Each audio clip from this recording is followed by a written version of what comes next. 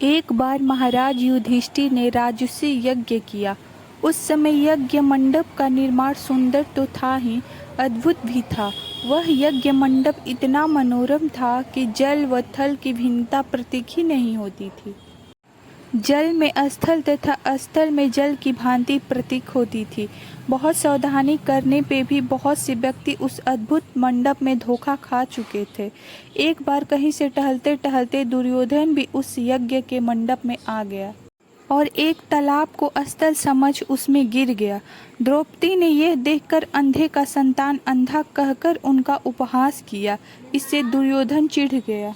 यह बात उसके हृदय में बाढ़ समान लगी। उसके मन में द्वेष उत्पन्न हो गया और उसने पांडवों से बदला लेने की ठान ली। उसके मस्तिष्क में उस अपमान का बदला लेने के लिए विचार उपजने लगे। उसने बदला लेने के लिए पांडवों को धूत क्रीड़ा में हराकर उस अपमान का बदला लेने की सोची। उसने पांडवों को जुए में पराजित कर दिया। पराजित होने पर प्रतिज्ञा अनुसार पांडवों को 12 वर्ष के लिए वनवास भोगना पड़ा। वन में रहते हुए पांडव अनेक कष्ट सहते रहे। एक दिन भगवान कृष्ण जब मिलने आए तब युधिष्ठिर ने उनसे अपना दुख कहा और दुख दूर करने का उपाय पूछा। तब श्री कृष्ण ने कहा, हे युधिष्ठिर, तुम विधि पूर्वक अनंत भगवान का व्रत करो। इससे तुम्हारा सारा संकट दूर हो जाएगा और तुम्हारा खोया राज्य पुनः प्राप्त हो जाएगा। इस संदर्भ में श्री कृष्ण ने उन्हें एक कथा सुनाई। प्राचीन काल में सुमंत नाम का एक नेक तपस्वी ब्राह्मण था। उसकी पत्नी का नाम दीक्षा था। उसकी एक परम सुंदरी धर्मपरायण तथा ज्योतिर्मयी कन्या थी जिसका नाम सुशीला था। सुशीला जब बड़ी हुई तो उसकी माता दीक्षा की मृत्यु हो गई। पत्नी के मरने के बाद सुमंत ने कर्कशा नामक स्त्री से दूसरा विवाह कर लिया। सुशीला का विवाह ब्राह्मण सुमंत ने कौंडिल्य ऋषि के साथ कर दिया। विदाई में कुछ देने की बात पर कर्कशा ने दामाद को कुछ ईंटें और पत्थरों के टुकड़े बांध कर दे दिए। कौंडिल्य ऋषि दुखी हो अपने पत्नी को लेकर अपने आश्रम की ओर चल दिए, परंतु रास्ते में ही रात हो गई। वे नदी तट पर संध्या करने लगे। सुशीला ने देखा वहां पर बहुत सी स्त्रियां सुंदर वस्त्र धारण कर किसी देवता की पूजा कर रही थी। सुशीला के पूछने पर उन्होंने विधि पूर्वक अनंत व्रत की महत्ता बताई। सुशीला ने वहीं उस व्रत का अनुष्ठान किया और 14 गांठों वाला डोरा हाथ में बांधकर ऋषि कौंडिल्य के पास आ गई।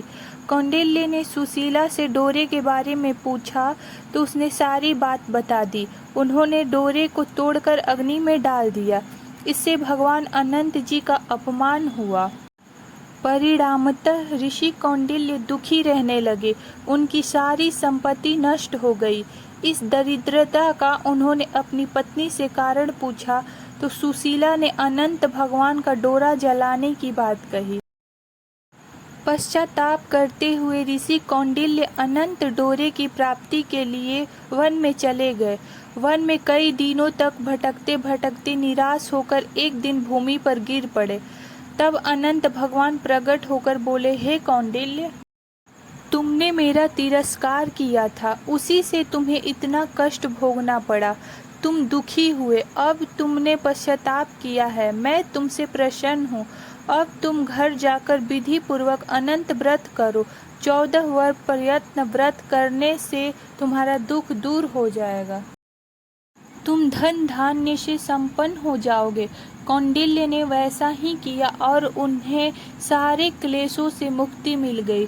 श्री कृष्ण की आज्ञा से युधिष्ठिर ने भी अनंत भगवान का व्रत किया, जिसके प्रभाव से पांडव महाभारत के युद्ध में विजयी हुए तथा चिरकाल तक राज्य करते रहे। बोले बोले अनंत भगवान की जय। तो दोस्तों, मेरे इस चैनल पर अनेक व्रत की कथा मिलेगी, पूजा की विधि भी मिलेगी और अनेक तरह की कहानियाँ सुनने को मिलेगी। तो प्लीज़ इसके लिए मेरे चैनल को लाइक सब्सक्राइब ज़रूर करें। धन्यवाद।